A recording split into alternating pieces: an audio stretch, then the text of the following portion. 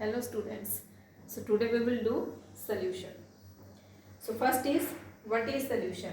Solution is a homogeneous mixture of two or more chemically non-reacting substances whose composition may varies.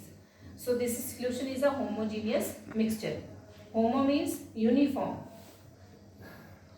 When two or more than two substances or non-reacting substances mix well with each other are known as a homogeneous mixtures.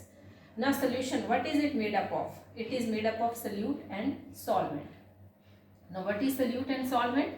Solute, which is generally in easy term, which is present in a small amount, and solvent, which is present in a large amount.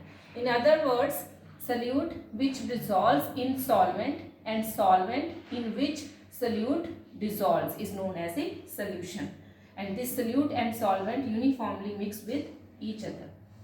Now out of this solute and solvent, solvent is liquid and solute is solid. Maybe this one is the gaseous or the in any other state, and same in case of a solute also. Like when we mix salt in a water, it forms a homogeneous mixture.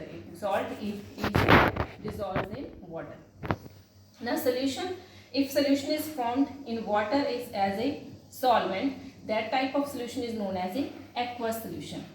If in a solution water is not a solvent but any other solvent is used, is known as a non-aqueous solution. Other solvents which are those may be benzene, ether or carbon tetrachloride. Now what is the importance of this solution? This importance of solution, it depends upon the composition. In which composition is it made up? First one is like a brass. It's a homogeneous mixture of copper and zinc. 1 ppm. ppm means parts per million of fluorides ions in water that prevents the tooth decay. And next one is key solutions of intravenous injections should have the same ionic concentration as that of the blood plasma. So importance of solution, it depends upon its composition, in which composition it is present or it is used. Next are the types of solutions. Now in types of solutions, mainly these are of 9 types of solutions. On the basis of the states, like we have 3 states, solid, liquid and gaseous. On the basis of these states, solutions are of 9 types. First, in case of solid, act as a solvent. First one is solid in solids, liquid in solids and gaseous in solids.